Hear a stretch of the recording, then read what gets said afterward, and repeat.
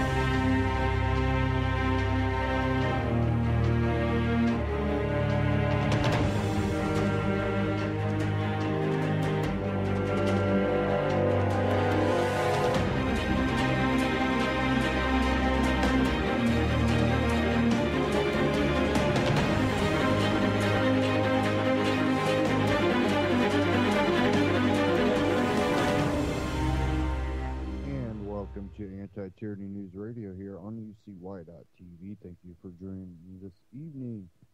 I was going through the news today, and we are just really seeing a lot of the same in the news. When it comes to the police brutality, we've had this recent case with the pool party. But it's a constant repeat of the same issues, and nothing's being done about it, except for in certain circumstances, communities have, taken charge, basically, holding the whole city, including law enforcement, accountable for their actions. In other cases, they have made probably the situation worse by being violent, and a lot of that is too associated to people that are not even associated with the community.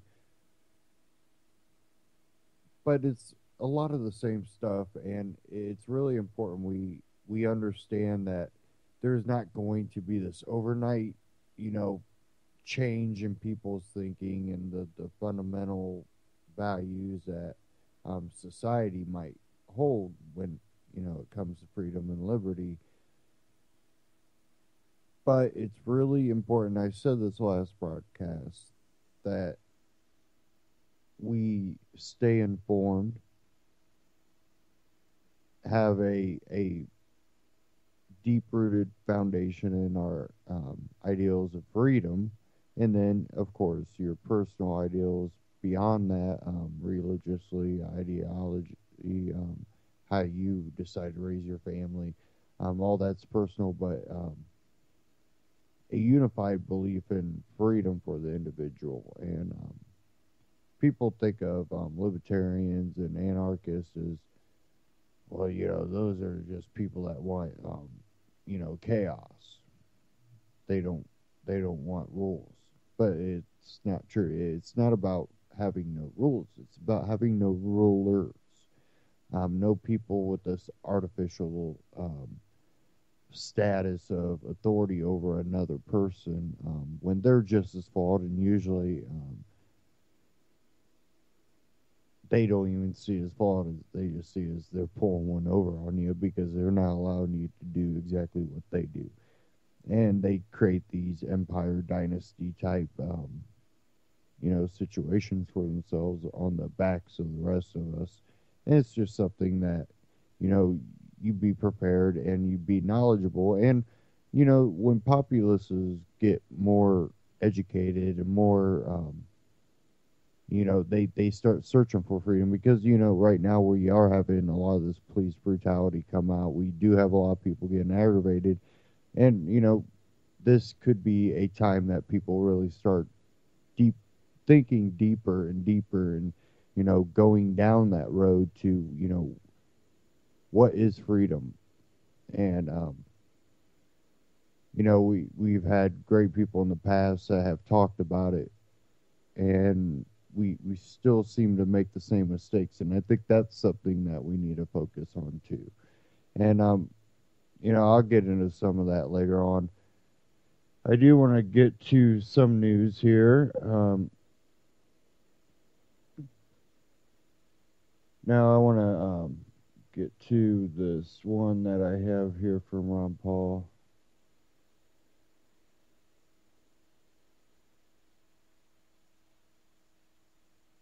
Okay, this one from the Ron Paul Liberty Report channel on YouTube.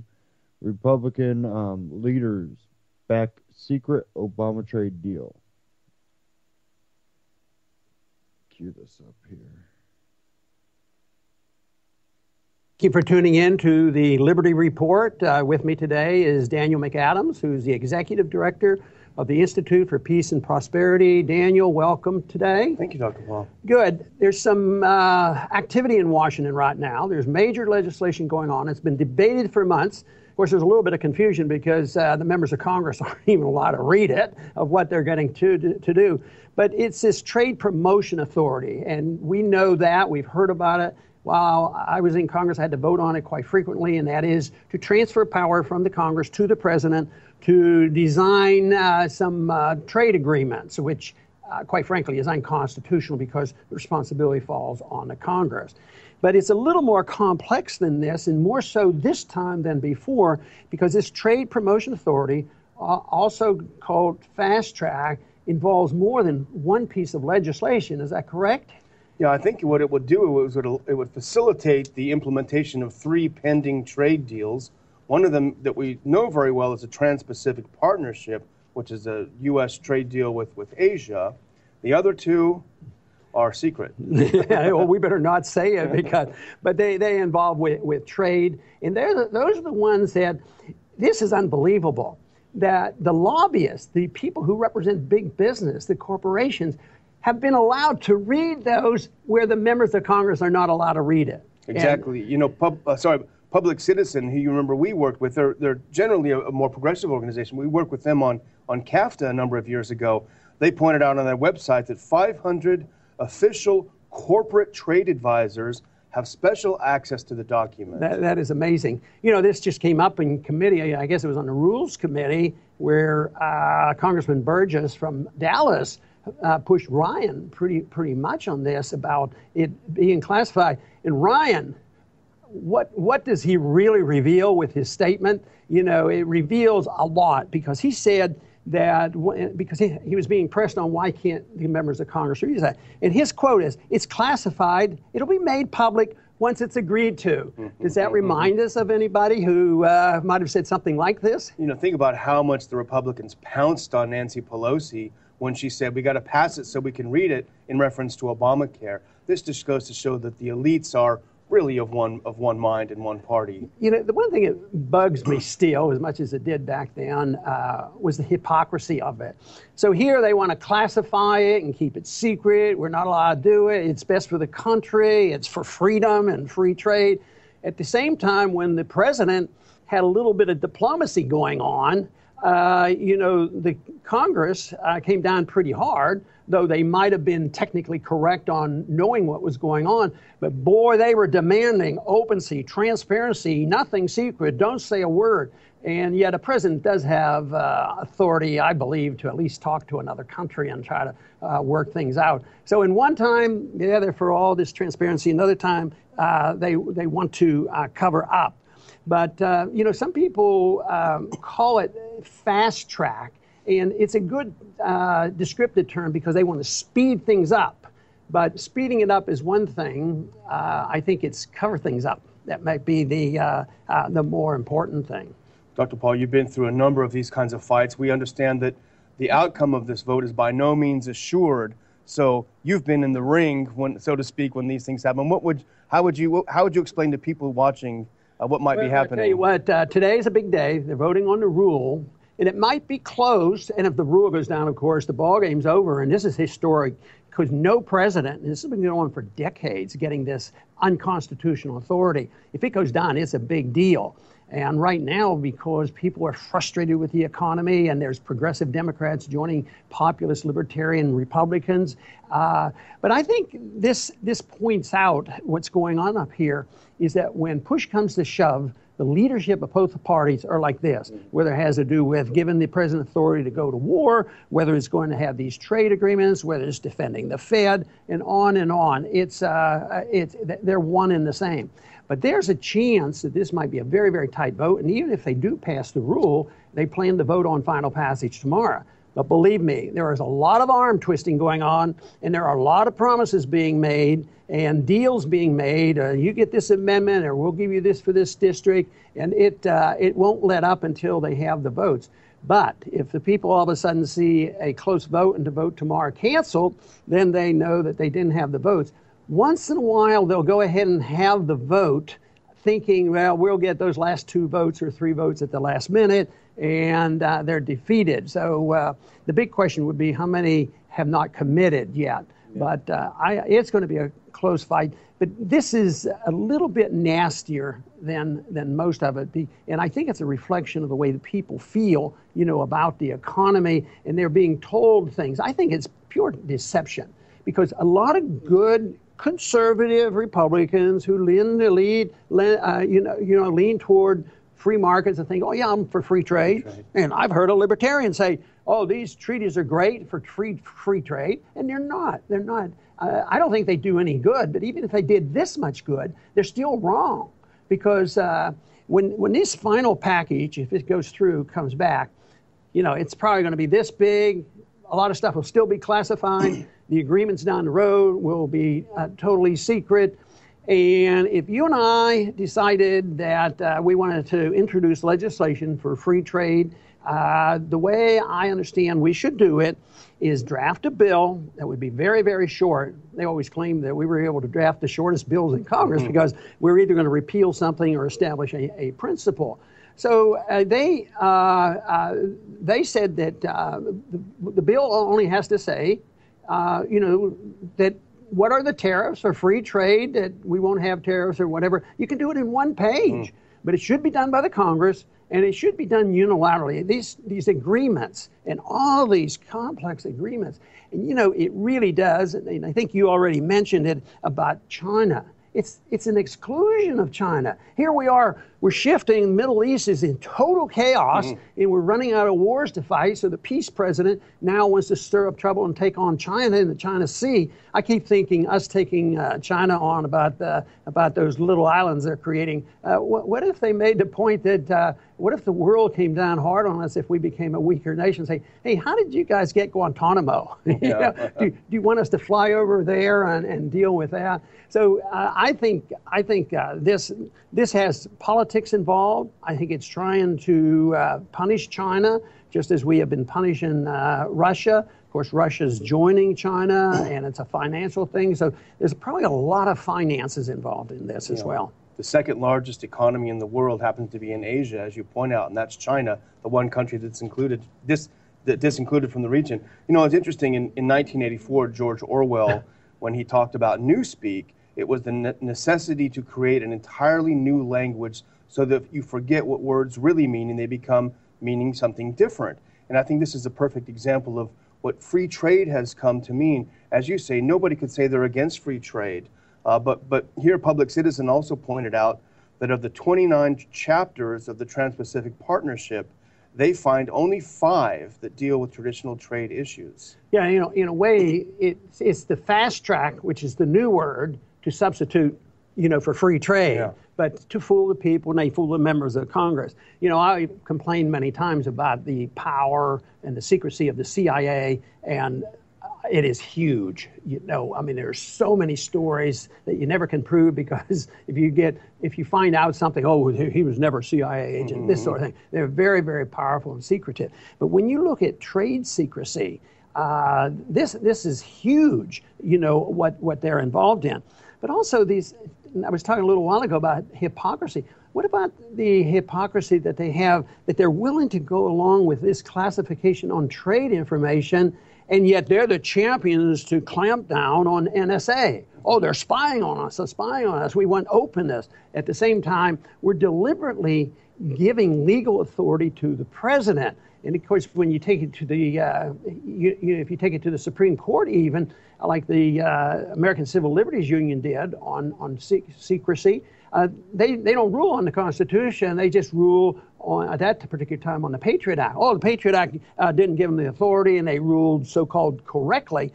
But yeah, these same people, it's just pure hypocrisy as far as I'm concerned.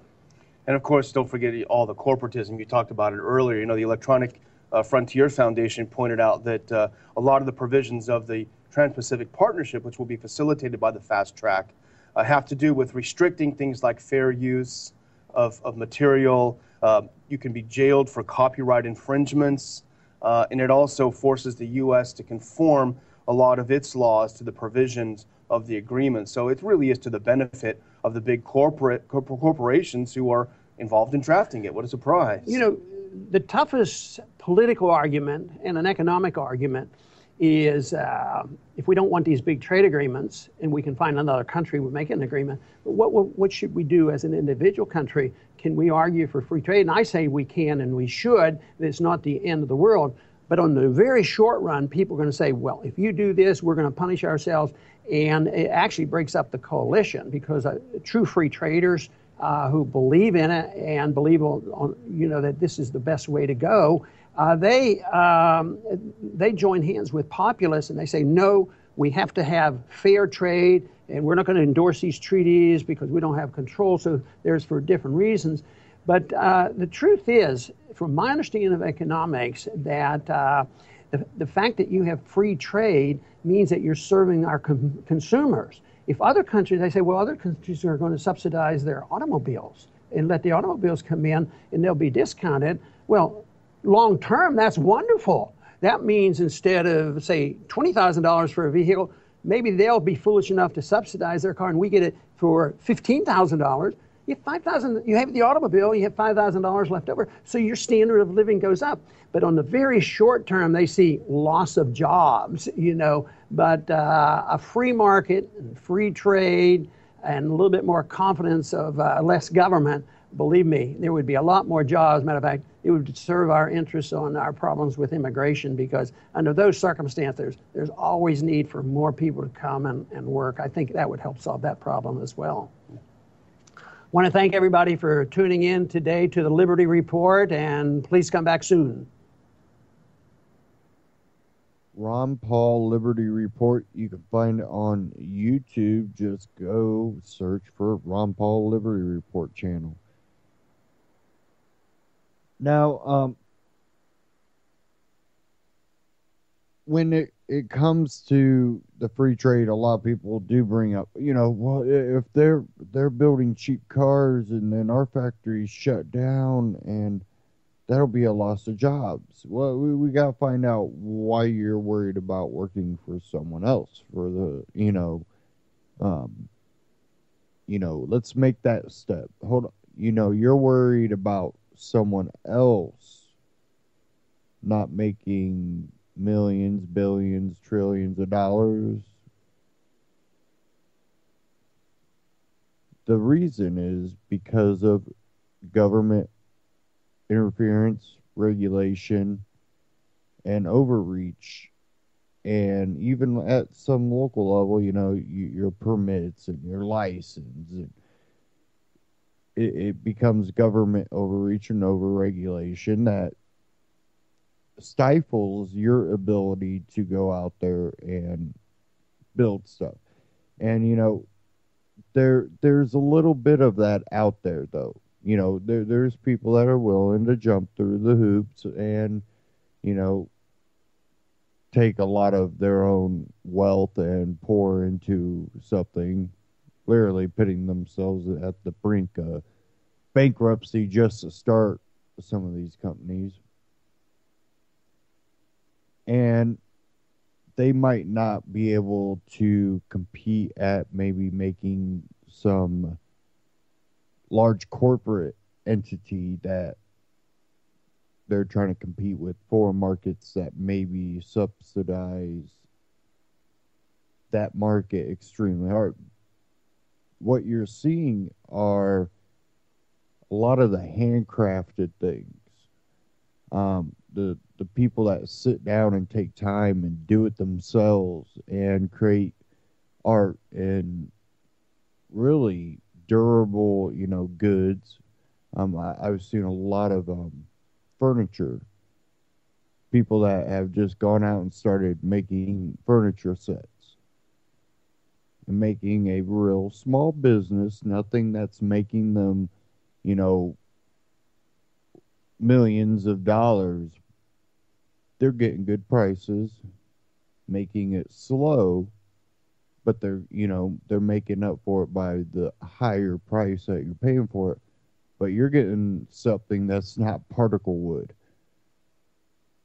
You're getting solid, wood or, metal or a lot of other, I've seen clothing, and you're having people really take an effort. Now, you think the ability for us to be able to do that when you don't have to jump through all these hoops just to start your company.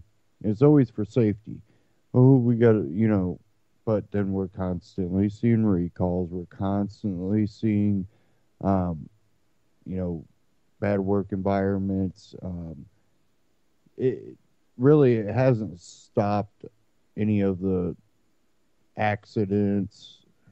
It you could say maybe it reduced it, but it didn't reduce it by, making these rules. They reduced it by educating people on, if you do this, this is what could potentially happen. And, people tend to have some sense of, that natural instinct of self preservation.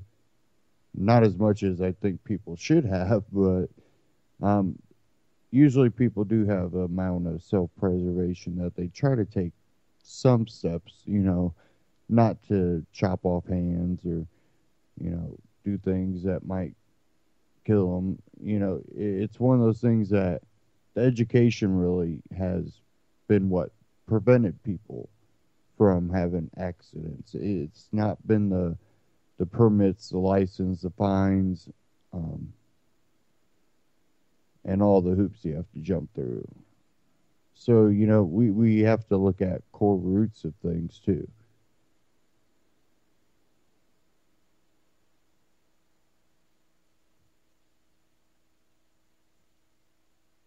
Give me a second here.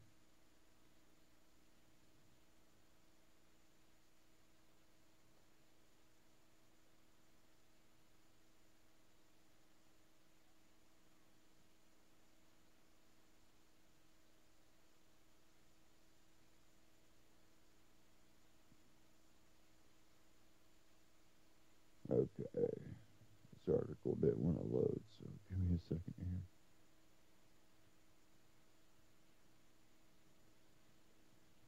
Now I have one here from the Washington Post. I'll read a little bit of it here.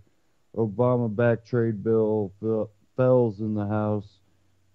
The House voted 302 to 126 to sink a measure to grant financial aid to displaced workers. Breaking House Democrats delivered a stinging defeat to President Obama's trade agenda when a vast majority voted to derail legislation designed to help him advance a sweeping deal with 11 Pacific Rim nations.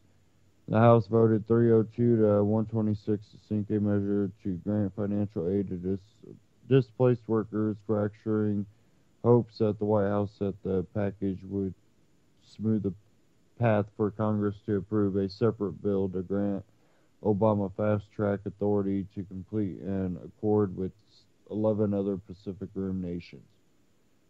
I will be voting to slow down fast-track. House Minority Leader Nancy Pelosi, Democrat from California, said on the floor. I don't know what that means. Slow down fast-track. You're either going to grant it or you're not. That's kind of how I see that.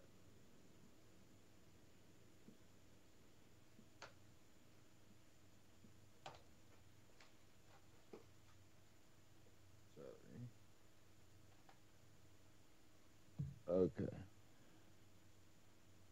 Said moments before the vote, after keeping her intentions private for months, today we have an opportunity to slow down.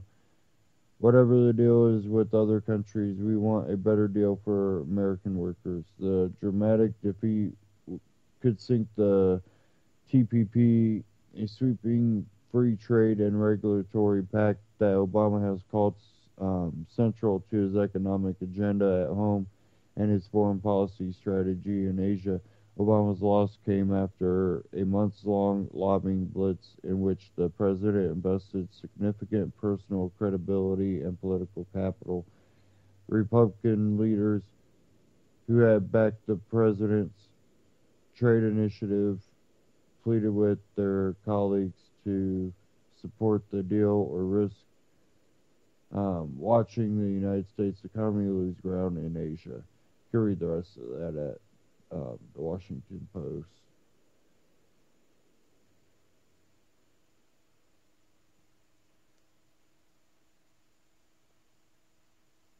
Okay.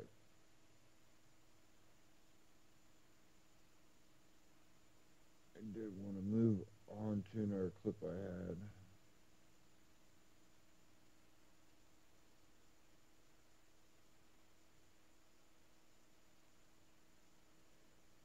Okay. When it comes to the TPP, what the globalists, and that's a big thing for people not to look at as some conspiracy theorists. A lot of them are, self-proclaimed globalists. They think that we should just get the world under one, government. That way we don't have to worry about fighting amongst nations, and what you're still going to have fighting. It's not, a lot of what happens between nations are a little bit more personal between the leaders and their cultural beliefs, and their fighting in their country and with other countries for financial, political, or ideological beliefs. And none of it's good, but the fighting doesn't stop. Basically, you'll have infighting still, and then you'll have fighting between government and,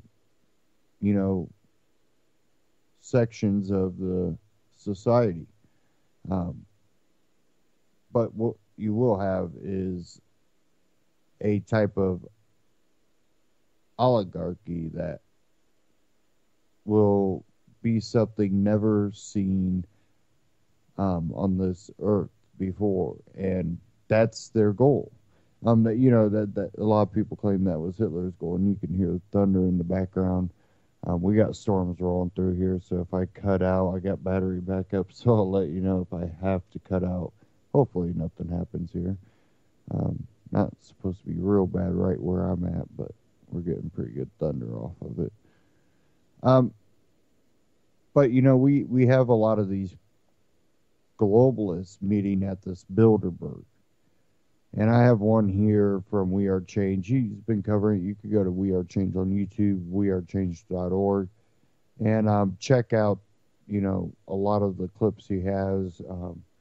He has one, excuse me, hashtag Bilderberg kicks off with massive security theater. Police arrest man at Bilderberg 2015. I'm going to play you one here, though. How to sneak into Bilderberg during lockdown. And he posted this a day ago.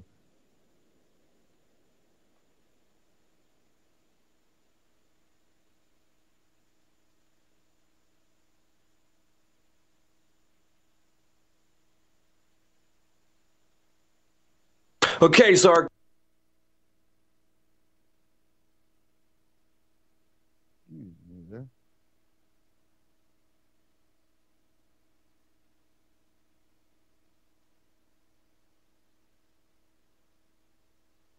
accommodations are not as good as they were yesterday, but they will definitely do. We're not at the Bilderberg Hotel anymore, but Bilderberg gave us some free snacks. The general manager told us, grab whatever you want, so we did, and we have some exclusive items for you here that we will be giving out to you at the end of this video. But first, we're going to talk to Dan Dix of PressForTruth.ca about the behind-the-scenes story of yesterday's insane journey. So many people are asking, how in the world did Luke, Dan, and Jeff get into the Bilderberg Group meeting when it was closed off to everyone else? And the answer, Dan, is pretty much simple. Well, long story short, we decided to cover an event that was going on just about an hour outside of Austria, where we are now, which was in Munich, the G7 in Munich, Germany. As soon as we got there, we saw the press gallery, so we figured, you know what, let's go into the press gallery, see if we can get proper accreditation for the G7 using our press passes that, we've had made up, and we showed them this. This got us into the area where we could ask for accreditation. We simply filled out the forms, and were given accreditation into the G7 summit. So basically, when it came time to head into Austria to Bilderberg, we pulled up to the checkpoint, and we showed them our credentials. And because of the fact that the White House Washington press was being put up in the Bilderberg Hotel, the security staff there, I guess, assumed that we were a part of that. Yeah. And so therefore, we were able to get in because we kept calm, we kept cool, we talked to them openly and said we're here as journalists. Yeah, we never said we were with the White House press corps because we didn't even know that they were there. You know, we walked into the hotel and we were shocked that there was a huge press conference set up with all these journalists there, and we were thinking something might have just happened with the Bilderberg Group and they're going to be openly and transparent now, but it wasn't. Coming up to the checkpoint, we definitely decided to play cool. I mean, obviously, we're in a foreign country. Obviously, there's a lot of different wiretapping laws. Obviously, there's a special anti-terrorism task force named Cobra, which is just the equivalent of like the Secret Service FBI of the United States, but for the federal government here that is guarding everything. When we pulled up to the checkpoint, they were pretty much just looking at us, all like 30 of them, like we're about to fight them any minute, any second. So they were like very mad, very aggressive, and we just decided to, play cool. Like, hey, look, we have press credentials. We're just going to the hotel. And literally, they're like, oh, okay, all right, go. And then we were inside the hotel when no one else was allowed to be in there. We started walking around and we started meeting other journalists that we were there with at the G7 at the press center. And then we were making friends with everybody. And that's when we ran into the White House press corps. And oh yeah, the room rates we also have to get into. So we get in there, and we have the passes around our necks. We're walking up to the front of the registration. They see the press credentials. We just ask them if we could stay a night or two, and they literally just said yes. But then what happened at dinner? And the rooms again, because even at the normal rate, Jeff Berwick was given a room for 250 euros. Even for us, that's really expensive, and we were not able to afford that. That's why, we're very happy to have Jeff Berwick, the dollar vigilante, a part of our crew right now. He took up the bill. It was 250 euros. It was surprisingly cheap. But then what happened at dinner? Well, when it comes time to have dinner, we just asked to inquire, is this all included in the room rate? And they realized at that point that they had made a bit of a mistake with the price of the room. And we found out that it's not actually going to be the price they said, around 200 euros. It's actually going to be closer to 700 euros, which is a pretty big difference. Yeah. So at that point, we had to decide what we were going to do. And we decided to downscale from one room to the other, and they still allowed us to do that. I think the reception made a mistake. He was probably supposed to kick us out at that point, but he allowed us to move into a new room at that point. Yeah, so we had a new room, and then we're hanging out with the Washington press corps. We're talking about all the major mainstream media outlets, and we had many conversations with them over drinks that were totally off the record. So you will not hear names of news organizations and individuals that we talked to, but we talked to the higher ups of the U.S. mainstream media, the White House correspondents, the White House press corps. They were there with us. They were there by themselves because it was just the White House press corps and us there. Everybody else was not in there. You couldn't buy a ticket.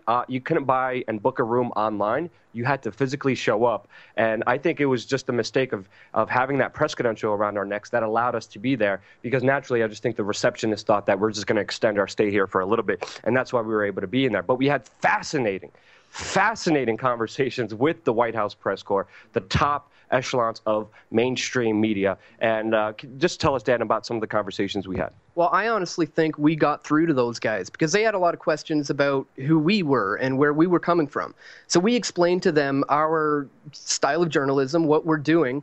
And some of these guys, one guy admitted to me openly, he says, you and I are very, very different journalists. I do what I'm told, I get a paycheck, and that's the bottom line. I'm doing my job. You, on the other hand, are a very different kind of journalist than I am, and I respect that. And I think they are actually going to go check out everything we were telling them about Bilderberg, check out your site, check out my site. Yeah, they didn't know anything. They didn't even know that the Bilderberg meeting was going to happen at the same place that they were staying in for the G7.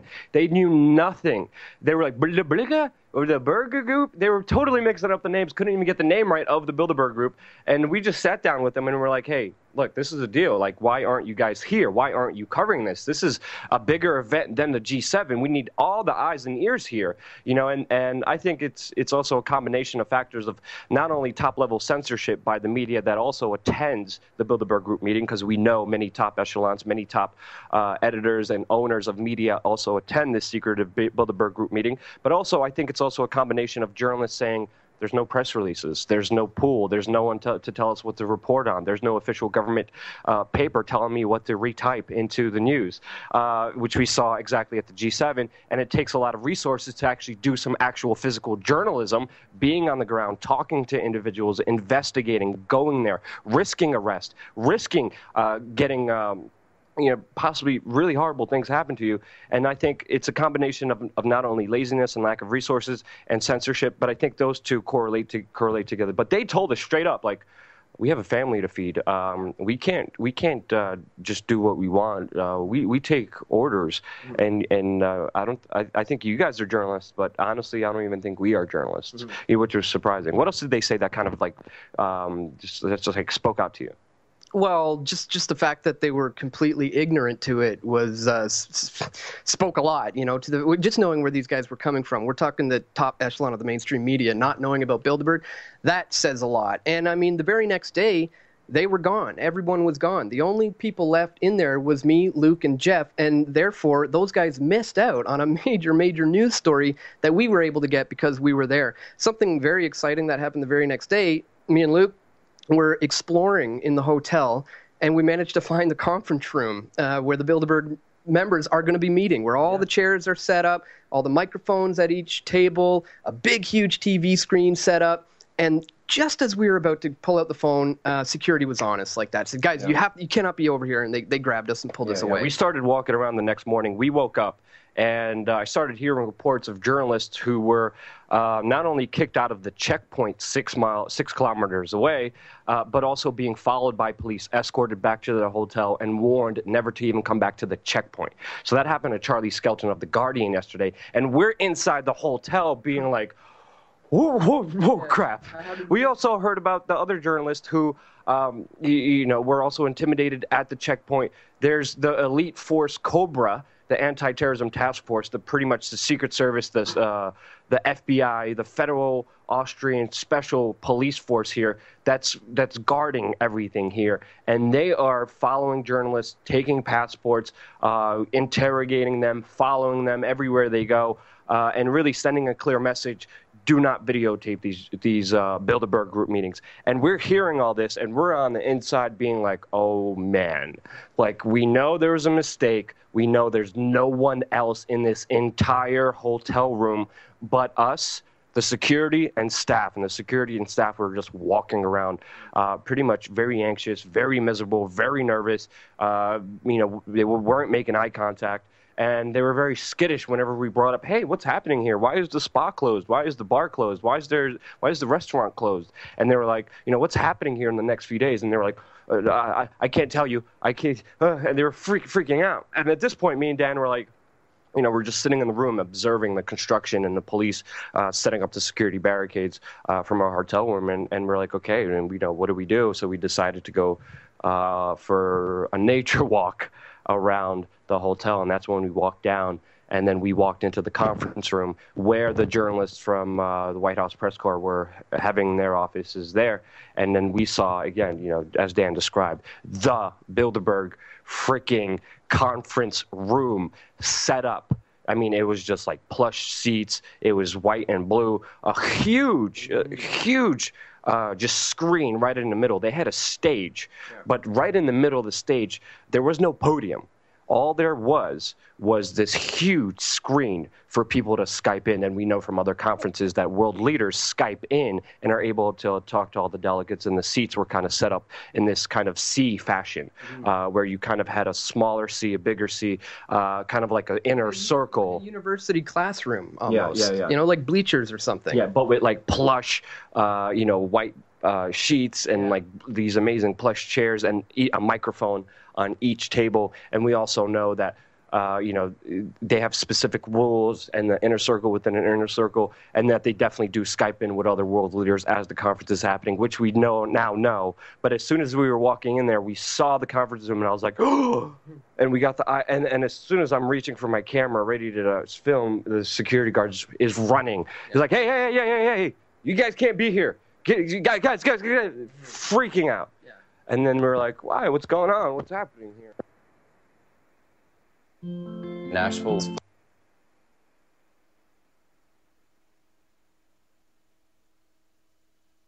freaking out. Yeah.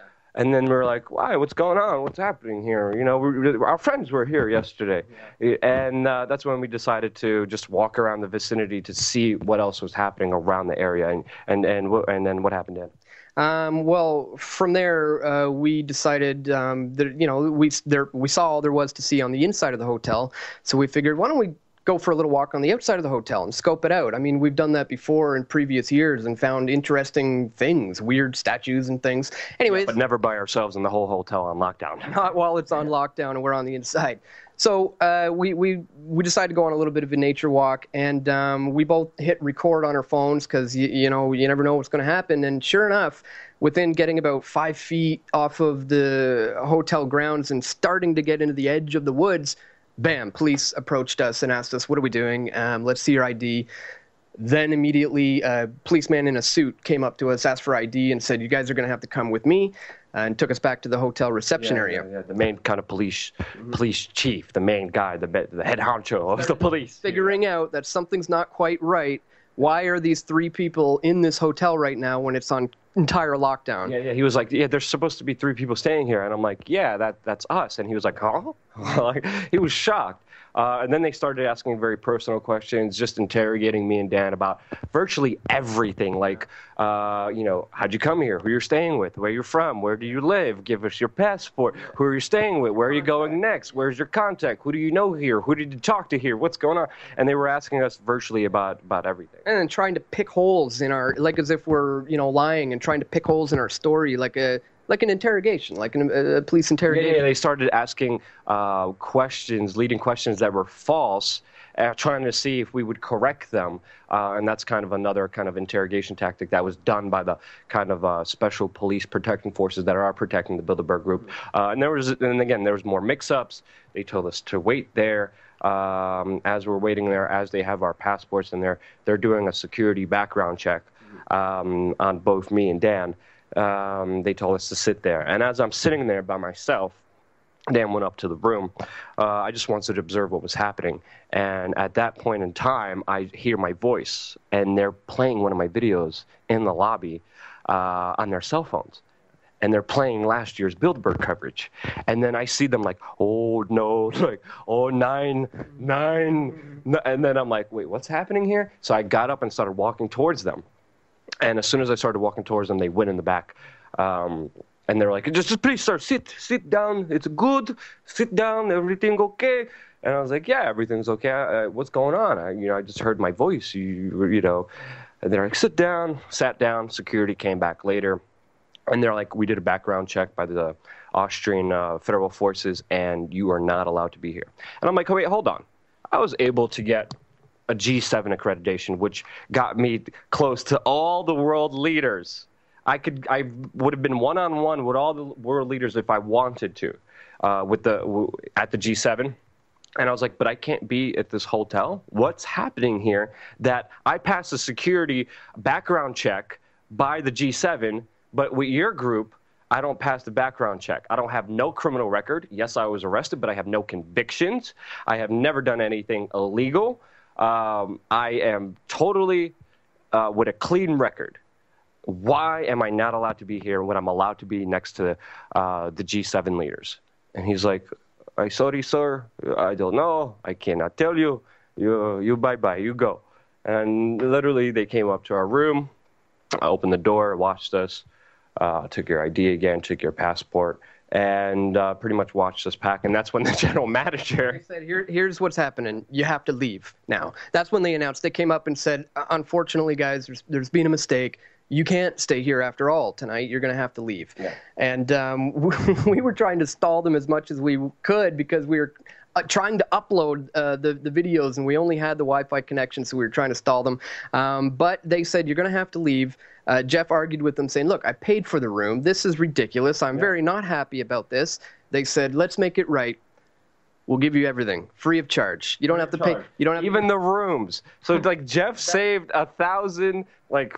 400 euros, and they said, take everything, whatever you want, just please leave. Just leave this hotel ground. You leave now. That immaculate room we had, that incredible dinner we had, all that stuff we had, they said, you get it all for free as long as you leave now. Take what you want. Take everything out of the minibar. Yeah. And we did, as you can see in the video. And then we also have some great, amazing items out for you in just a few moments as well. And then, again, they weren't, I have to say, they weren't as thuggish as they were in the previous years, these higher kind of police officers. They weren't as aggressive as the police, the special command police downstairs in the checkpoint. They were very diplomatic. They were kind of shocked. I bet a poor receptionist is probably not in a good situation because of the mistake that they made allowing us to be in there, which sucks. But it was just being there was just, a shock and all. We tried to do whatever we could legally to get any kind of information out there to you. And again, you have to understand, this is a very risky job that me and Dan are doing. Last year, me and Dan were arrested by the Bilderberg Steering Committee for trying to buy them a drink and trying to ask them questions about what's happening at last year's Bilderberg meeting in Copenhagen, Denmark. They arrested us. They said they're going to charge us for drugs before even searching us, so they tried to set us up for drugs, and it was only you, the audience, calling and demanding our freedom that really got us out of this horrible position, and also having 3 video cameras that they didn't know about, and then we were filming them and they couldn't delete it, and they deleted some other footage, but that's a whole other story, and you could watch the video in the description below and it will be in there as well. But these guys, seriously, the Bilderberg Group really dislikes anyone shining a light on them. The mainstream media will not do that. We know that for a fact, not only because of incompetence, but also because of censorship. These people, again, after other previous Bilderberg meetings, I got death threats. My girlfriend got death threats. These people tried to set me up with child pornography in other cases. These people do not play around. So by their own admission, by their own statements, they are on record saying that the Bilderberg Group sets policy. And we're talking about the corporate, government, banking, military, institutions of all the influence in this world are secretly meeting, deciding something, because if they were doing something positive for the betterment of humanity, they would be gloating about it and promoting it because it would be great PR for them, and they're not. It's top secret. They're using public funds, millions of euros, to secure themselves in this undemocratic, illegal, secret, sinister meeting. And of course, there's so much speculation, but we can't just speculate. Another thing we really wanted to bring up is the fact that we also ran into the same steering committee that had us arrested last year as soon as we got there. I mean, tell us what happened, Dan. Yeah, so as soon as we started scoping out the hotel, we decided, you know what, let's just go check out the bar and, sit down and just chill out for a little bit. We did just that. We go to the bar and we're sitting there, and all of a sudden we noticed the same ladies from last year who had us arrested were sitting just a few feet over from us. And we're like, oh my God, that's the steering committee girls that had us arrested last year.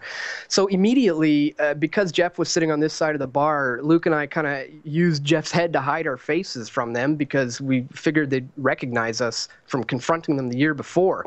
And so we strategized about what to do, and we decided it wasn't wise to just pounce on them right then and there. We had a golden opportunity being inside of this hotel. We had just gotten there, so we decided to just kind of strategize and feel what we should do. So we thought it was best to maybe not pounce on them just yet and not jeopardize our possibility of staying longer in the hotel. Yeah. So they eventually left, but we did get to hear some interesting things they were speaking about. Yeah, they walked away, and then we never saw them again. It's always a weird situation. We tried to play it safe because we don't want to give these guys any excuse to throw us in jail. There's a lot of weird Austrian rules when it comes to filming and wiretapping, but we want to do this so we get as much information out there as we can, and the conversations were pretty interesting. They were talking about throwing certain projects at Peter Thiel. They were talking about how they can't get technology and how technology is confusing for them. And I think one of them recognized us and then got out of there. But yet again, it's a very kind of weird situation that we were both put in I'm still shocked at the way it worked out, but it's really amazing having great people like Dan Dix of Press for Truth and Jeff Berwick, the Dollar Vigilante, here with us in Austria. Stay tuned to both of these guys' channels. We're going to have a lot more reports coming your way here from Austria. Now, the goodies that were pillaged yesterday. So here we have some exclusive items from the hotel that Bilderberg 2015 is taking place. Hey, they told us we could take whatever we want. So we took a lot of different interesting stuff. And just so you people know, we have a sponsor lounge on wearechange.org. That means if you donate $5 a month, you not only support this independent media organization, but you get to see behind-the-scenes videos. You get one-on-one contact with me, and you know what we're up to before anybody else, and you get to provide input on all of the work we do. We pretty much become a one-on-one friend, and we get to figure all this media stuff out together while supporting and growing this independent media operation. What we're doing right now, if you sign up for the sponsorship, $5 a month, we will have a lottery, and people will win all this wonderful stuff that we're allowed to take from the Bilderberg Hotel. We have slippers, we have bathrobes, we have pens, combs, stitching things, mints from the Interwappen. We got German taxpayer-funded G7 T-shirts, bells. Why the hell are the taxes in Germany paying for bells and shot glasses and mint and all this other ridiculous crap? But you will get this memento if you sign up. We will have a lottery after my work at Bilderberg is done, and then you also support independent media, because the only thing sponsoring us, the only thing keeping us going is you and you alone. We Are Change on YouTube, wearechange.org. Check them out, Luke Radowski. You know, when it comes to this Bilderberg, they aren't the world government, but they are the manipulators of a attempt on a world government. And it's basically a whole bunch of globalists arguing about how to make a global government, how to go about it, how to break down America's constitution, how to, they already broke Europe down where it became the EU. And the same way that they're trying to do it here, they already did it over there. And, the steps that they took and, fast track for this TPP will basically put us on that course for sure, because it leaves an open-ended thing. And this is something that they've talked about. We had the NAFTA whole thing argued. You can find C-SPAN footage, and it's not that. That's not what we're going for. But the same, things that they did in Europe, they're doing here. And, the European community, and then it became the EU. The whole BS, I think, for most people that have dug down the rabbit hole some, will see that, that's exactly, what they're trying to do. Now, do we have enough people in government right now that will go for it? That's really the issue. Are there enough opponents against this that it won't be able to go through? That's the big question. It really is. And, you're going to have people like Rand Paul, Jeff Sessions, or I think it's Jeff Sessions. You might have people like this that will oppose it, but I think we're on a teetering point whether it'll go through or not, because there's factions also that maybe aren't for freedom, but they're for sovereignty and the nationality portion of it. They want this national power type deal. They don't want to share that power. So, just because they go for it doesn't mean that they're for freedom. You got to take that into perspective. If they vote against TPP, fast track, and all that, it only means that they're against probably global government, which you can say is the lesser of the evil to have the national. But again, keep voting for that evil and see how it works out for you.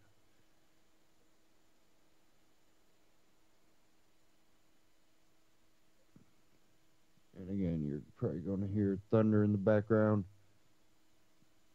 Now, I have one here, Infowars.com. They're also covering Bilderberg. Infowars mugshots featured at Bilderberg checkpoint. Security tasked with focusing primarily on Infowars reporters. And that might be a reason that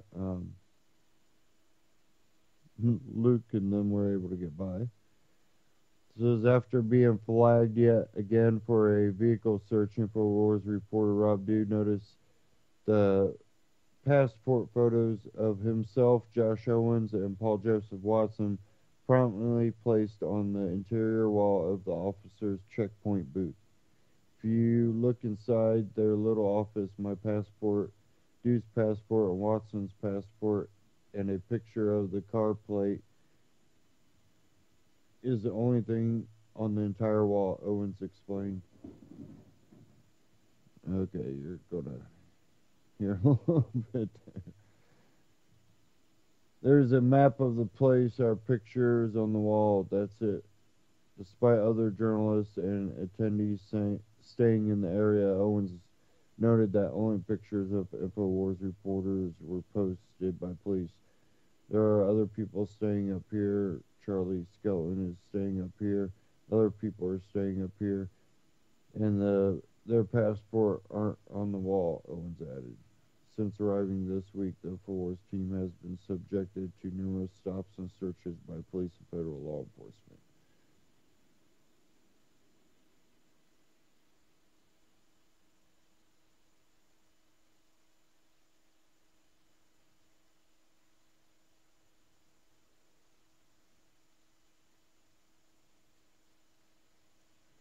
Says here, after posting one such encounter to the Alex Jones channel on YouTube, federal police even demanded to speak with Dude despite no law prohibiting the filming of police. Although Bilderberg Security, which consists of an assortment of surveillance technology, 2,000 police officers, and a 6-mile security zone, appears to be particularly interested in Infowars coverage, no journalists have been let off easy. The Guardian's Charlie Skelton was subject to a midnight police raid Thursday after merely walking to his vehicle to retrieve a laptop.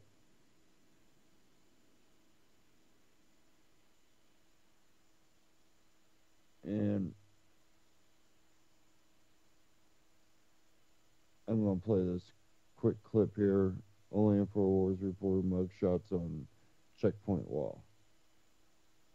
Okay, so we just went through a nighttime checkpoint, and Josh, what did the guy just say to you? Well, they made us pull over as usual, and he came up and he said, "Can we check your trunk again?" And then kind of laughed. So at this point, it's almost like we've all become old friends. The funny thing, though, is that if you look inside their little office, and I'm sure we'll get a picture of this before we leave, my passport, Dude's passport, and Watson's passport, and the car, a picture of the car plate, is the only thing on the entire wall. There's a map of the place, our picture's on the wall, that's it. There are other people staying up here. Charlie Skelton's staying up here, other people are staying up here, and their passports aren't on the wall. So I guess we're kind of like celebrities. It's like when people at NSYNC or Backstreet Boys posters on the wall, I guess. Well, and today, and we'll post this video later. I was shooting a quick video because we'd moved locations from the front gate to an area where they had a big bend, and so we could get hopefully the car would slow down, we could get better shots because they were speeding through that entrance. And as we pulled up, like all of a sudden the cops descended out of the hills. They were in the police, they were in some hidden area, and then two of them came down and just started asking us questions. And they knew who we were. They got YouTube guys, and but they were actually being really cool. They're like, do you make money doing this? You freelance? How do you make money? It was just real funny. They were really nice, actually. Those two guys were really nice. And while they were talking to us, two other guys were looking in our car. So it was still very cop-like activity, police-like activity. And but we'll let that slide just because they're actually being fine with us. Another time I went up and talked to one of the cops specifically. I said, hey, where's the actual line? Did you actually put police tape over here? And I said, don't worry, I'm not recording. He goes, don't worry, we know you record everything. So I think they've resigned to the fact that we're going to be reporters, and we're resigned to the fact that they're going to be cops. But it's definitely on a much more pleasant interaction. That's definitely where it's gone from this point. So that's a good thing, because we're not here against these cops, even though they're doing covering for some pretty tyrannical people at this point. I don't think these guys know. I started explaining to them about Kissinger and other people today, the two cops that were hanging out. But in fact, I think we just went past that little curve that we were at today. And so definitely the mood with the cops is a lot lighter. And I'm not gonna film them unless they start doing something out of control, and they've agreed to just chill out. So I think it's a 360 win, as Alex likes to say, win. And so we still get to cover the event, and they haven't messed with us. And it is what it is. And at the end of the day, you can only mess with the cops so many times before something happens that nobody really wants, especially us. We're up here to do a different job. But you got to stand up when cops are being tyrannical, and we did that, and I think we did that with flying colors. And definitely thanks to everybody out there. I know I've said it a million times, but thanks to you all who made the phone calls and contacted the police and told them to leave us alone. And it just made a better situation. And now they're being lighthearted, and they're showing that they're humans. And I might go buy them a pack of cigarettes and start giving out cigarettes to some of these guys. And because everybody seems to smoke like chimneys here, which is really weird. But anyway, that's about it. Probably our last video of the night. Although you never know, I'm still feeling pretty good. Is it 12:30 right now? Is it 12? 031. Everything's on army time here because the Austrians are very regimented. Anyway, that's it. Rob Dew signing off for Infowars. Infowars.com.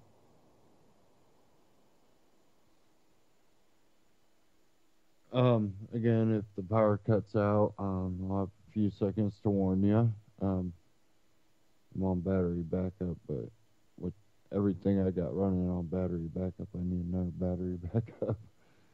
I got one tower battery backup, but it don't seem to last too long, so bear with me.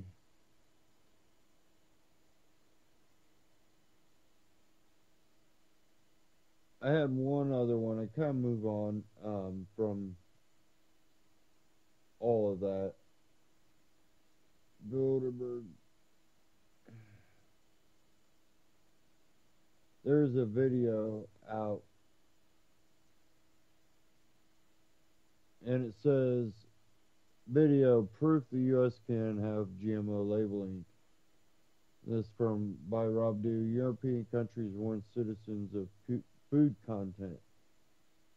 InfoWars reporter Rob Dew shows a quick shot of Austrian food that is labeled as non-GMO and explains how the U.S. could have the same. We do have non-GMO labeling, and it's not the same as GMO labeling. And I want to support GMO labeling. I would like companies to voluntarily label their stuff GMO when it's GMO and non-GMO when it's non-GMO.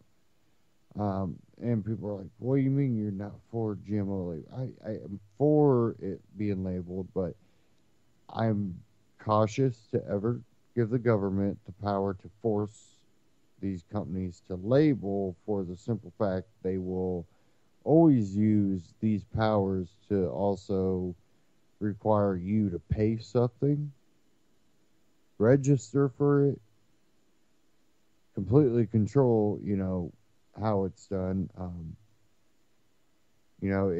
It's taken a long time for a lot of these organic or,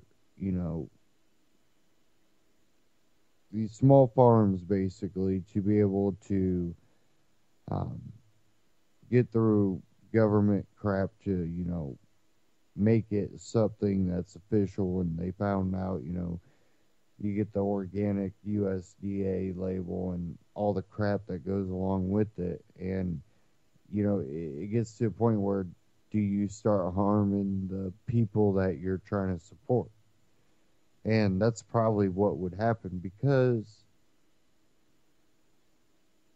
who is, who's the big lobby groups? It's not these grassroots people. It's the companies that have all the money that aren't the organic or natural. And they're going to make it where they're going to benefit from it. Basically, you'll have to basically go through them to get it processed or whatever, and you don't know how that's going to go. And, everything taken care of, you'll get regulated. They'll be able to benefit. And the best way to do it is have an informed market, which we know, definitely if you tune in this network, there's a lot of informed people about eating healthier and also trying to maybe eat more natural, not GMO. And you can find a lot of non-GMO stuff, and because the demand for it has gone up, a lot of these smaller organic companies have been noticed and been able to, become a successful company and give you a product that you like. A lot of small companies have come up that were organic, and it was just that kind of hippie thing at first, and then it became, more, mainstream, that people wanted, organic, non-GMO, no pesticides, no GMOs. Now you can find it in a lot of places, and I've even seen these superstores that have had, non-GMO veggie chips and, organic.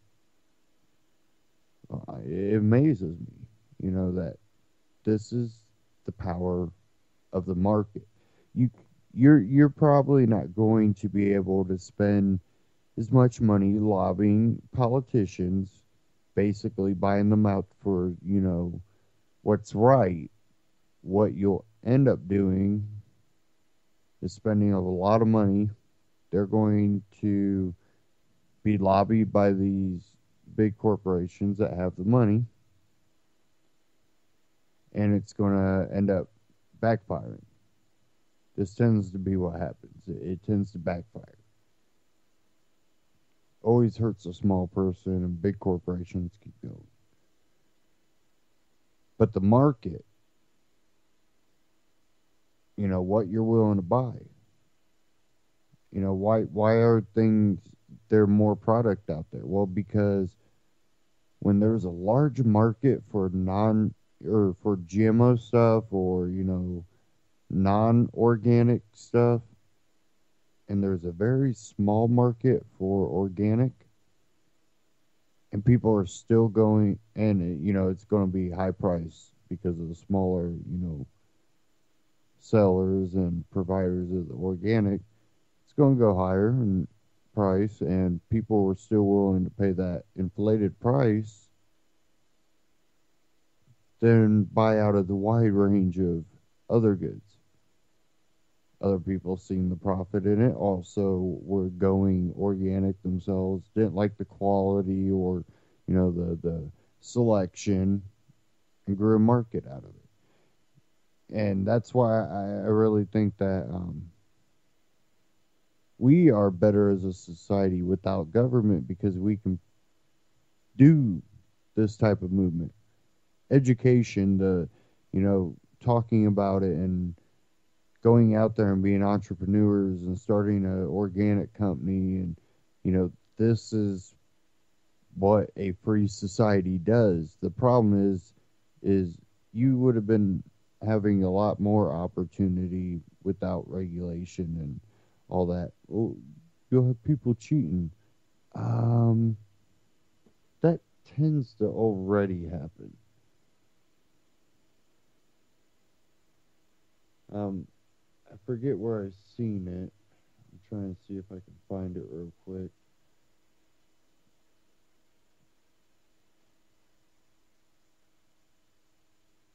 Might take me a second. I can't remember where I've seen it at. Okay, right here. Out of Infowars.com, Monsanto now billing itself as a sustainable agricultural company, but is anyone really buying this? When you read headlines like these, you may be confused. Should you get angry or laugh? Monsanto as a sustainable agricultural company. Monsanto truly has decided to market itself as a sustainable agricultural company despite spending billions to provide the world with destructive carcinogenic chemicals. You can see Monsanto's propaganda piece here, and there's a link there.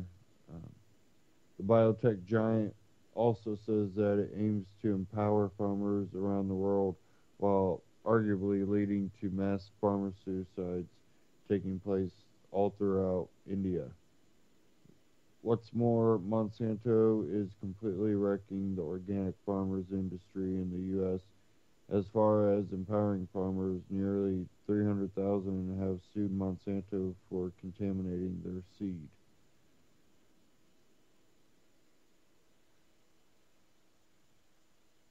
And the resistance against Monsanto doesn't stop nor even start at the organic farmer. Even top scientists are speaking out against GMOs at large. A recent example can be seen with former senior scientist from the U.S. Environmental Protection Agency.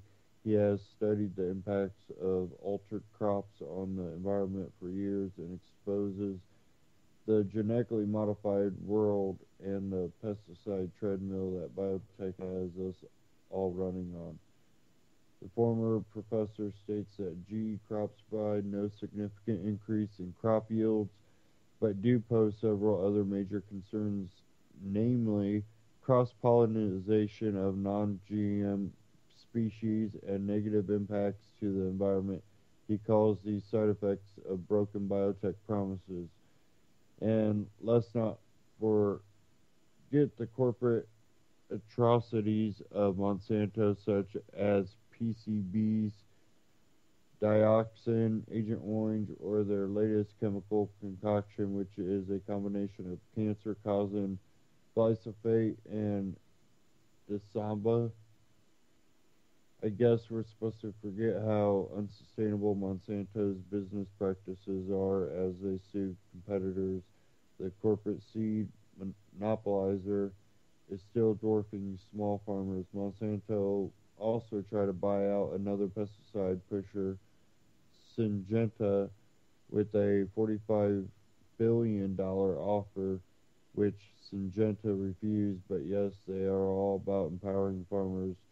Their aim is to make sure that every country is overrun with genetically modified crops and the chemicals that they sell to grow them. With Monsanto's $45 million bid for Syngenta, it shows exactly what kind of agricultural they are aiming to practice, and it's anything but sustainable. And article origin appeared at Natural Society. Now, you know, Monsanto, when they cross pollinate with organic farmers, a lot of times they have gone after those farmers because, well, that crop has, you know, genetic traces of our GM um, plant. Therefore, it's our property because we hold the patent for it. And what's bad about that? They have control over the seed. So when you have these farmers that start using Monsanto seed, they can't regrow it. They have to sell it. They are basically measured about how many, acres and what their yield should be. And, if a large amount of seed or, enough to plant another crop comes up missing, they're going to be kind of checking you out there. And you get stuck in the cycle where you can't really break off. And there's places where they've claimed that Monsanto is, India being one of them. The claim is, all these GM crops in India, and farmers become basically slaves to Monsanto. Monsanto's making all the money, and the farmers are, struggling. We know a lot of farmers struggle here in the U.S. It's basically a debt thing. These farmers, they don't. There's not a lot of the handing down of the farm to the sons anymore. A lot of those farms have gone away.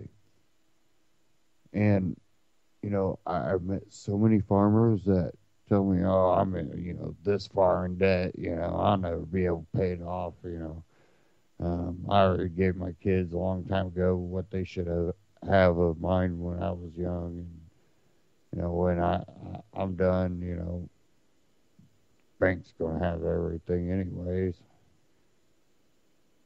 And I'm kind of like, looking at a lot of these people tell me these type of stories, and I'm like, why would you want that? Well, it costs more to farm than you really make off of it because, maintenance, tractors, or, seed. And I was thinking, I'm like, the seed is, a main thing. If you're not getting a better yield off of the GM, which that's been proven by a lot of people, you look at things like that and you can't really profit unless you can keep part of your crop to replant, buying seed and then these chemicals. And a lot of times these chemicals have, led to these so-called super weeds and bugs becoming more resistant to things like that. And, weed killer, the Roundup, the pesticides, all that stuff is not really benefiting nature at all, or the humans, or, what are we doing?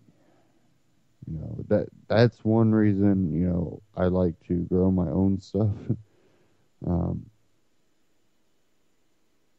I get non-GMO seeds, and I really take steps to try to get the best I can. It's hard, but there's ways of doing it. There's a lot of stuff out there now. There's a lot of selection out there now. And if you look hard enough, you can find what you're looking for. Here in Indiana, you can only get raw milk if you buy into a herd. Basically become a part owner. And you can get there's a place not too far from here that you can get, organic, raised on non-GMO feed, grass, alfalfa, whatever they're growing. I haven't been down there, but I heard about it and I looked them up.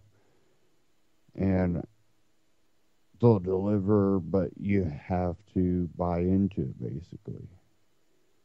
And you become an owner of these cattle, and we need a lot of these restrictions lifted. It should be your free choice to commerce with whoever you choose, and there's so much out there that they go, well, it's for your safety, but you end up having to go on Angie's List, or you sign up for something that you can get background and reviews. I don't think I would go to government to find out how good a product is I'm looking at on maybe Amazon when I can look at product reviews. If I scroll down and everybody's commenting, oh, it's crap, and this breaks all the time, this doesn't work, and it's the same stuff over and over and over, well, I think I might not buy that product. I didn't need the government to tell me that that was not made correctly. And people were like, well, yeah, we got to prevent that from happening. We shouldn't ever see comments like that.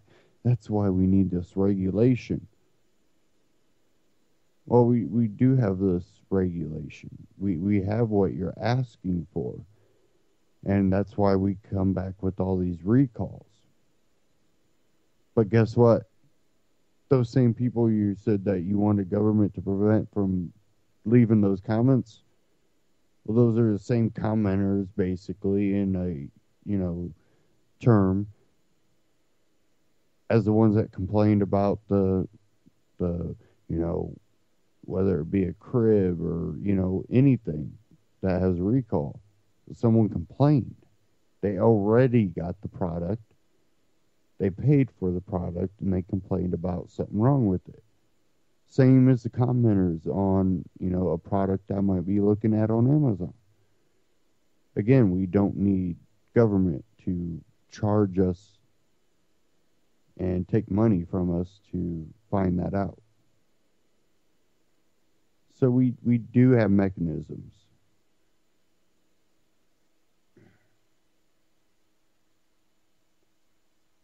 Now I had something, I can't find it now.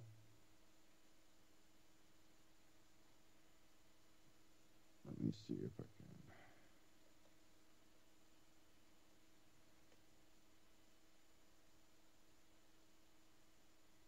Check one other place here.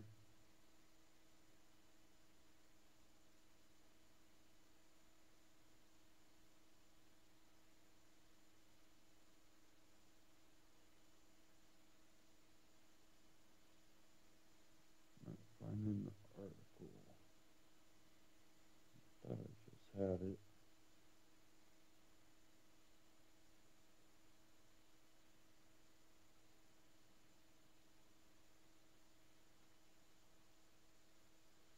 Okay. I have one here from Truth to Media I just want to cover real quick. I don't really want to go too deep into it, but Fox News expands debates with forum for second-tier GOP presidential candidates. Wonder why they want to do that. Flood it.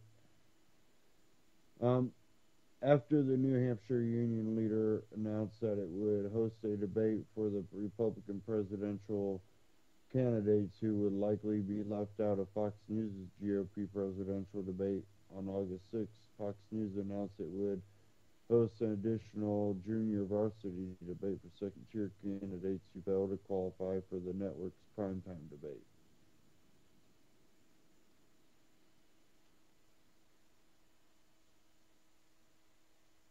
Says here, after Fox News announced its original plan to only include the top 10 presidential candidates according to the 5 most recent pre-debate national polls, in its August 6th primetime Republican presidential debate at Quicken Loans Arena in Cleveland, Ohio. New Hampshire Republicans authored an open letter asking Fox News to expand its debate.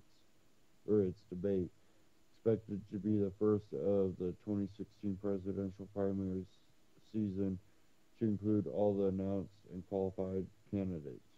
Meanwhile, the New Hampshire union leader announced this week that it would host a forum on August 6th for the GOP candidates who failed to meet the Fox News' qualifications. National Journal noted that shortly thereafter, Fox News changed plans and announced that it would host a 90-minute junior varsity debate in the afternoon on August 6th, in addition to the primetime debate later that evening. The second-tier debate will include all qualified candidates who fail to make top 10 but who have achieved at least 1% in the national polls. It is not yet known whether the New Hampshire union leader still plans to host its debate now that Fox News is inviting the same candidates to debate on the same day. This year's Republican presidential primary features a crowded field.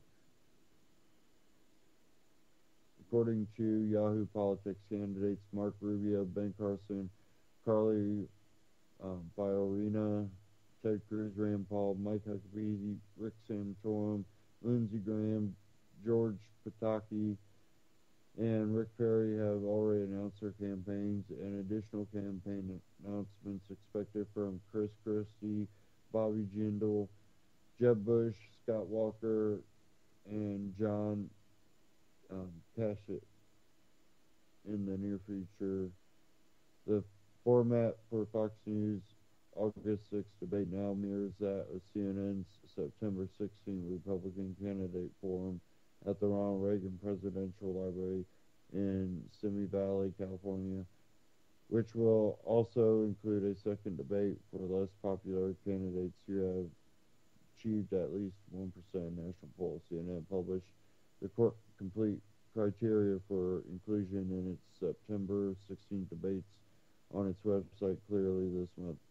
Fox News Junior Varsity debate will take place on August 6th at 1 p.m. Eastern at Quicken Loans Arena and will feature Bill Hemmer and Martha McCallum as hosts.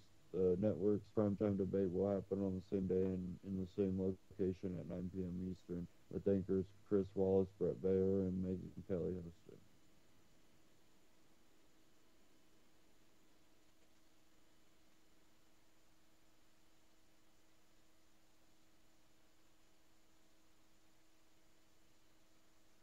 Okay.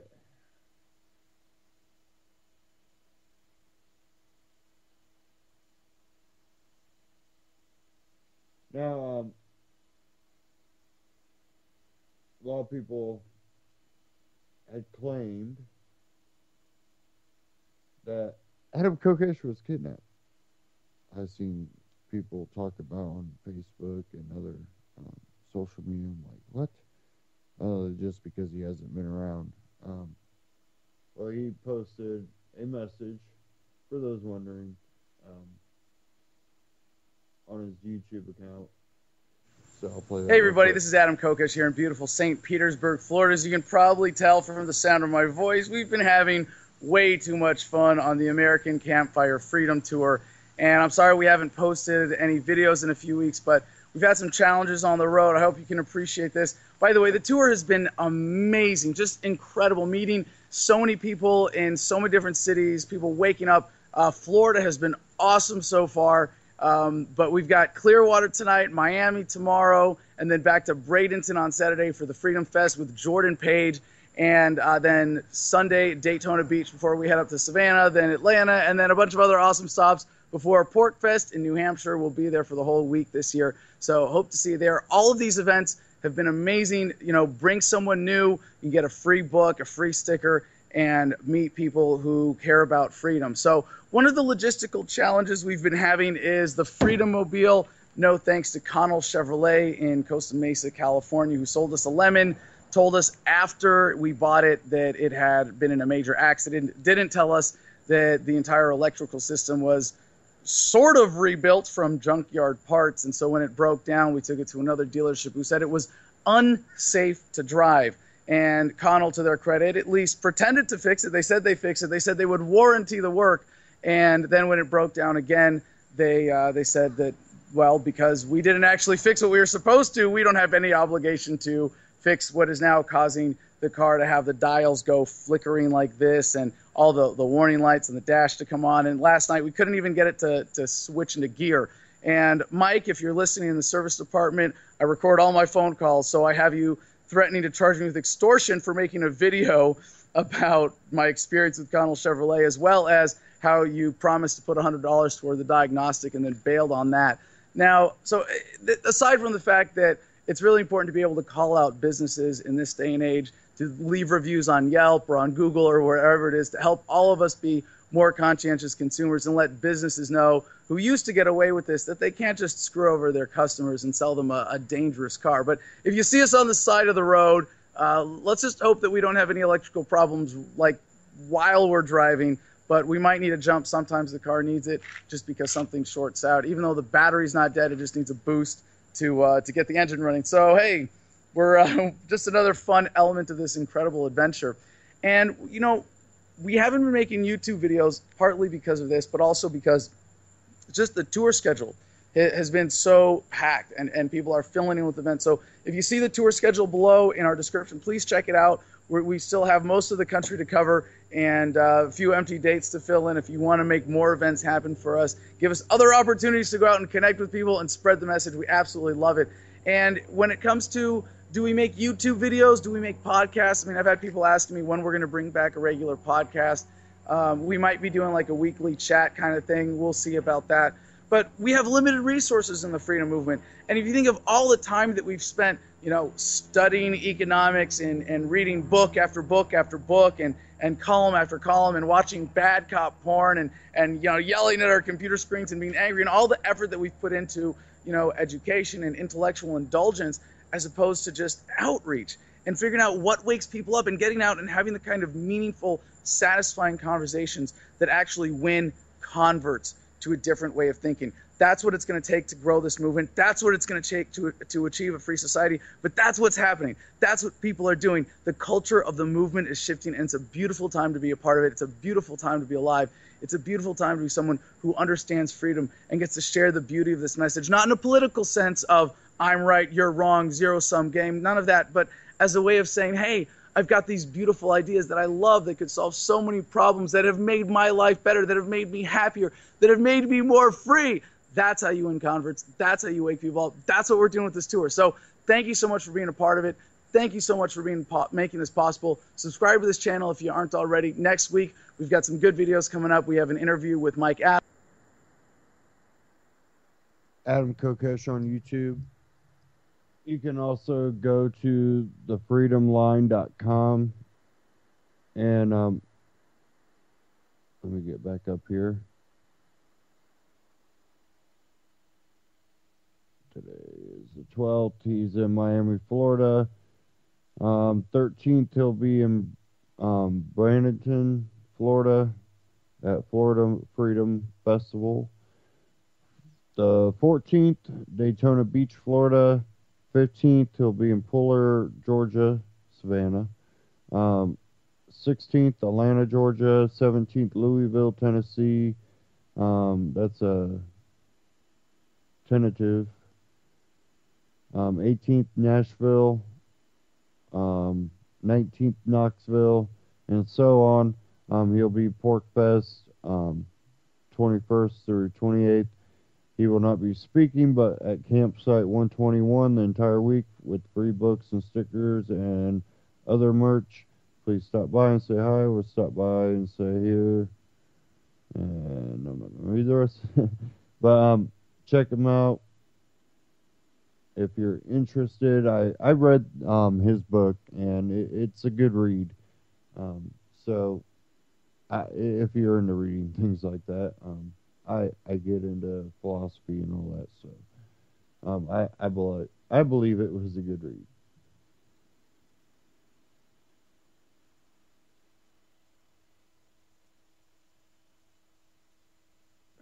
Hopefully these storms have passed enough. had the electricity flicker a little bit, but didn't even set off my alarm on my battery backup.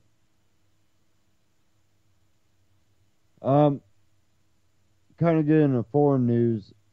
You know, this is kind of the big Goliath fight type thing going on with you know, world powers over globalist control, I believe, is really what the fight is.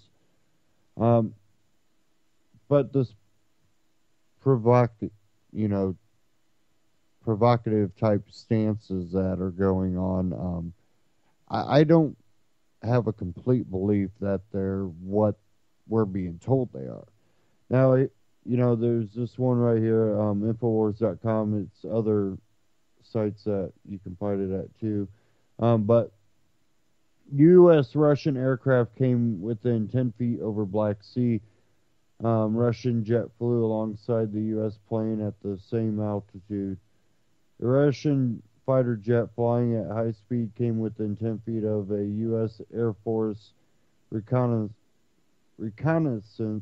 aircraft in international airspace over the Black Sea late last month. Several U.S. officials told CNN Thursday the Russian jet flew alongside the U.S. plane at the same altitude, broke off, and then shadowed the plane before leaving the area in the May 30th incident. The official said the U.S. aircraft took no evasive measures and no other details were immediately available. Military officials could not say whether a diplomatic protest has been filed. The close call comes weeks after another incident between the U.S. and Russia over the skies of Europe when a U.S. RC-135U flying a routine route in international airspace was intercepted by a Russian Su-27 flanker in what authorities called an unsafe and unprofessional manner.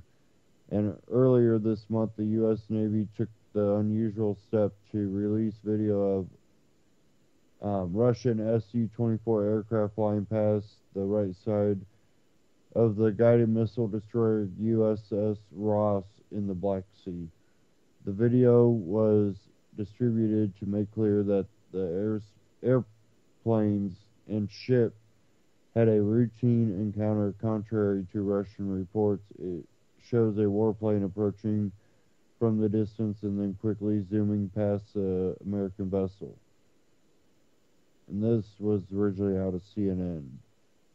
You can read the rest at CNN. You can find the article on Infowars.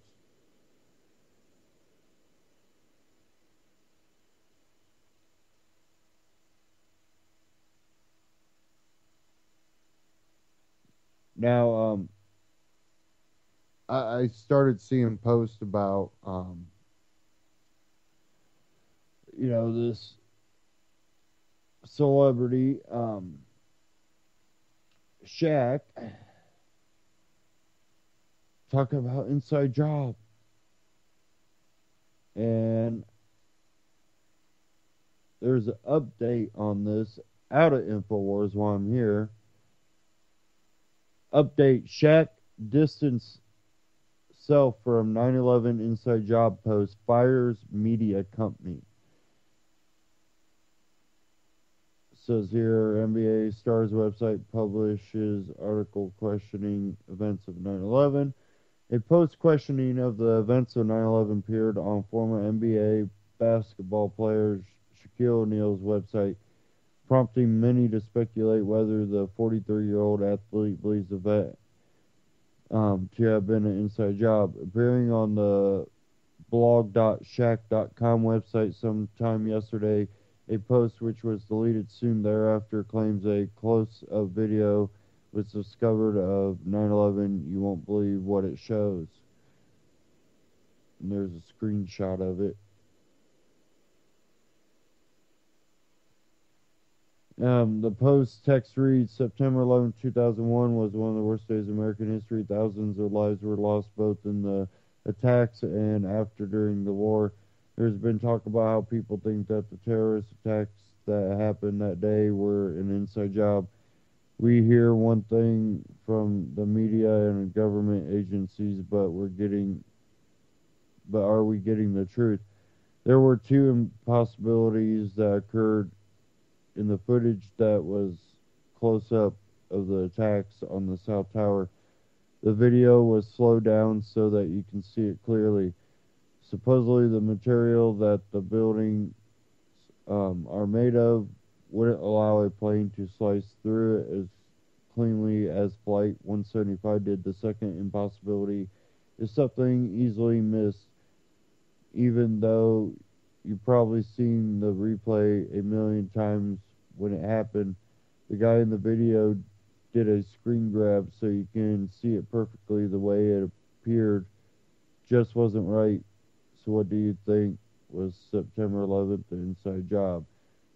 The following video, which questions whether a plane actually flew into the towers, accompanied the post. The article was subsequently shared on Shaq's official Facebook page, where it was also deleted, but not before receiving 5,483 likes and 2,539 shares in about 3 hours, according to a screen grab from New York Post. Establishment media predictably laid it on O'Neill for daring to question the government's official narrative, with Goptimus asking if he'll join us on our next visit to a 9/11 Truther conference, or maybe you'll be the keynote speaker. While it's nice to think the TNT host has the time to update an entire website, it's more likely one of his blog staffers posted the article. Shaq's website is owned by Mine O Mine, a licensing company in which Shaq is president, treasurer, and secretary. SportingNews.com reports. Mediaite speculates someone at Mine O Mine thought better and deleted the post after several sports sites picked up on it. While Mine O Mine runs Shaq.com, a company named Digital Mavericks runs his blog. As yet, Shaq has not issued a statement addressing the issue, but if he or any of his staff are truly interested in learning about terror attacks staged by the U.S. government, they could start by watching Alex, blah, blah, blah.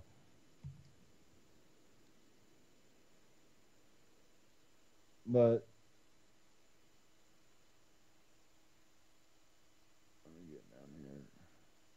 The statement, and here's the update. Shaq has released a statement distancing himself from the post and saying he fired the company that manages his page. Statements from Shaq and the CEO of Digital Mavericks follow via Deadspin. Statement from Shaq. This post was insulting and offensive, and I apologize to everyone who came across it. Once I learned that it was on my Facebook page and blog, I ordered it removed and fired the firm that posted it. I am not and never have been a 9/11 truther. My father served our country, and I am immensely proud of the sacrifices people make daily to keep us safe. The events of 9/11 were a horrible tragedy for our nation, and it's a disgrace that anyone would think otherwise. Statement from Matt Argyle, CEO of Digital Mavericks. Our firm helped manage content for Shaquille O'Neal's Facebook page and blog. Yesterday, one of our employees posted a link on Mr. O'Neal's social media that related to the tragic events of 9/11. Mr. O'Neal had no knowledge of the posting. Further, it does not represent the views of Mr. O'Neal.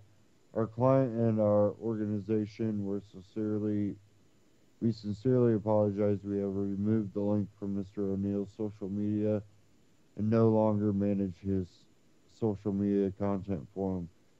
We are very sensitive to the tragedy of 9/11 and apologize greatly for this post.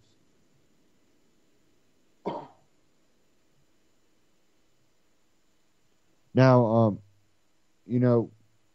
people have died for other people's freedom. That's true. And their safety. But it tends to be the rich people.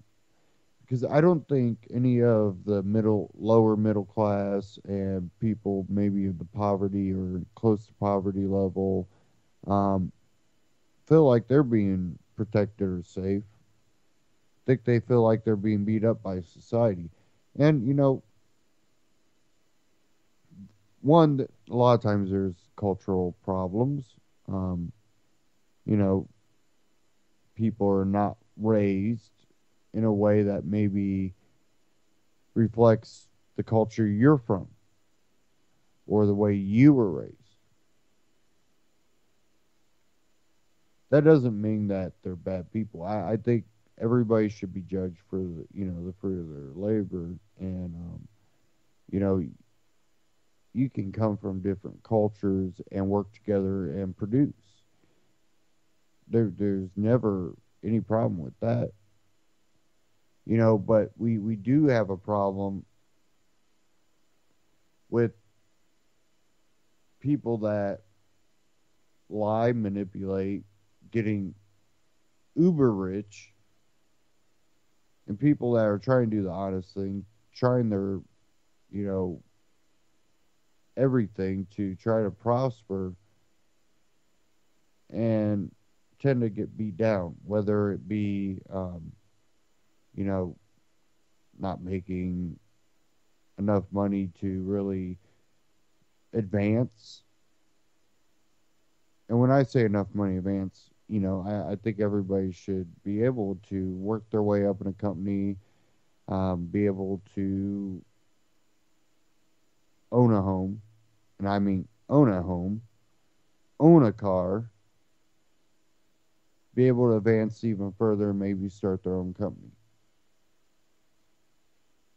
Not take out a loan that they have to pay on for 40 years or 30 years or, not have to take out another loan for the vehicle to get them to work, to pay is the cycle puts people basically in slavery to live a decent life. And, we've gradually gone this direction. It didn't just happen overnight. There was a point that you could, work hard, buy a car, save up and buy a car, not have to pay on a car for, 8 years, 10 years. You could save up for, 2-3 years and go out and buy a car.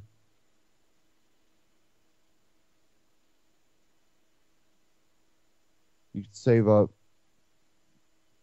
buy a house, or put a pretty good portion, later on, it became, you could at least, put half down on a home.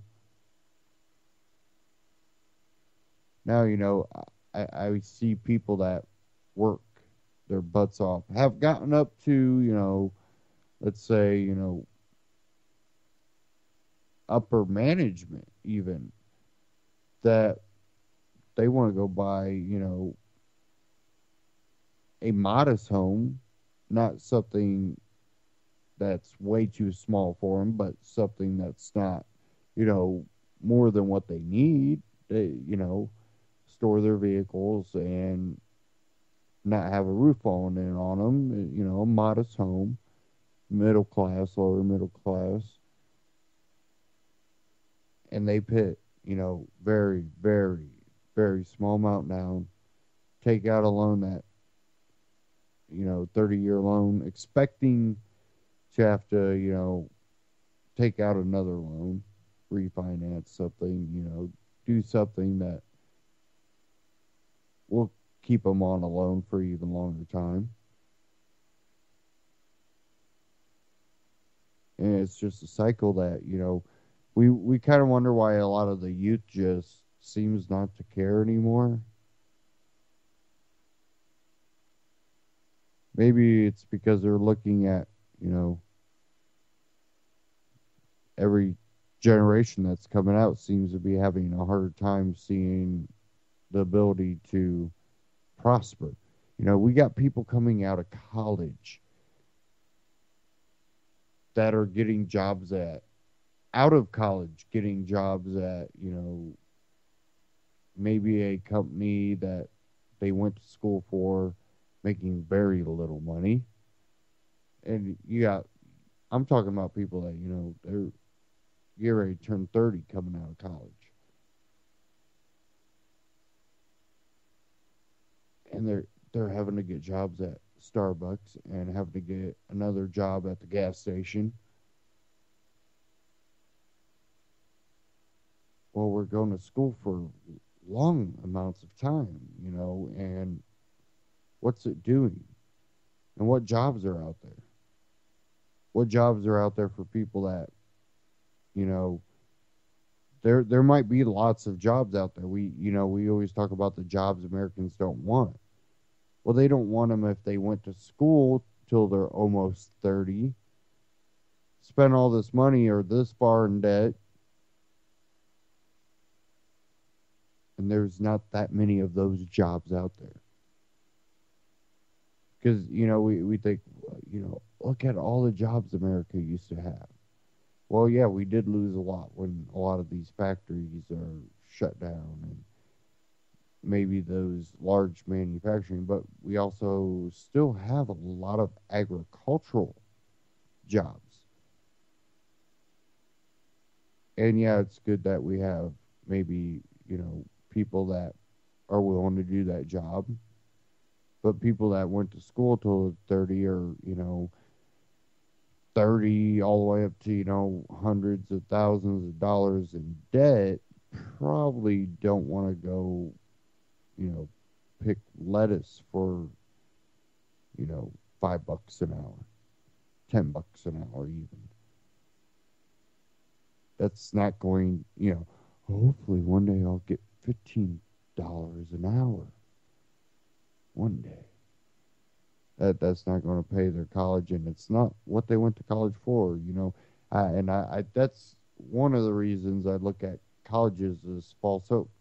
Now, that's not saying that if you go to college, you're not going to get a job in the field and make money. No, I think there are some fields that are, but, there's eventually, a saturation. Every year, putting out kids all over the nation that are specialized in this, went to school for this, went to school for, if we're not expanding all sectors and creating jobs and allowing people to create their own jobs, we're not going to see a prosperous, non-elitist society. It's going to remain elitist, and we see that worldwide. We see a lot of what is going on between nations as chess moves for the ultra rich, the globalists, and it tends to hurt us. And so, when I see things like these protests and all this, and people chanting, against this, and I'm going, you're digging your own grave. Because you're calling on the government to have authority. What happens when government has authority? Them having authority means you having less freedom. It will constantly backfire on you because there's other people that are making billions, trillions of dollars. The amounts of money that are flowing through government and corporations and lobbyists. The amount of money, when you call for government authority, it's not going to end up benefiting you. That's why I just, when it comes to war, when it comes to, your food, when it comes to anything really, it needs to be society that makes the move. When we stop sending our children off to war, when we stop buying, products that we believe and there might be evidence to show that it's harmful to you, when, society makes the moves, then the small amount of people that claim control don't really have options. And I think that's why bartering and other means of exchange should become a norm, because it makes it harder for them to buy you out. We wouldn't have people that would still be willing to harm others unless they benefited, unless it's the crazy people, which then you get the craziest of the crazy people that just have, these serial killer type people. Well, I think you have the right to defend yourself then. But people are bought out, basically given, cushy jobs, immunity, and, taxpayer money. When people opt out of things, that's about the only time you're going to see a mass change. And that depends on society. And that's why education is one of the biggest things that we can do to educate the youth and start breaking through this propaganda and brainwashing of the youth of, government is there for you. I want to also let you all in on a store that tends to carry some pretty cool gear. It's a UCY store. If you go to ucy.tv, click the UCY store tab. UCY had partnered with Amazon, and I've shopped Amazon. I know others that shop Amazon. Well, they got a collection that they put together, the UCY store, that has prepping gear, camping gear, radiation prepping, all kinds of great gear that you can get through Amazon. Same great price and same great deal. It's straight through Amazon. And at the same time, you're helping support UCY and keep broadcasts like this one and others here on UCY on the air. And, it's really important that I think people prepare for, things that could happen, definitely in the atmosphere that we might be in. If you're educating yourself and keeping aware of things going on, then you have the upper hand on preparing yourself than maybe others. And supporting networks like this that, there's hosts out here that are, spreading information, that are getting the truth out there. That's also a way of helping to prepare, and UCY Store gives you that opportunity to do both. And, I was talking about non-GMOs earlier, and, I get my non-GMO seeds through My Patriot Supply, so I partnered with them. That way others can get the same great deals I've been getting, the same great product that I've been getting. And at the same time, you can help this broadcast and antityrannynews.com. All you have to do is go to antityrannynews.com/mypatriot and check them out. They got a great selection of non-GMO seeds, and they also have seed vaults, herb garden seed vault. They have medicinal herb seed vault, and they also have the Christ, the 1 acre crisis garden type thing seed vault, and really great prices. And they certify that their stuff is non-GMO, and they put percentage 99 whatever. Check them out again, and check out the UCY store tab. Thank you all for tuning in, and have a great weekend. I'll catch you next week.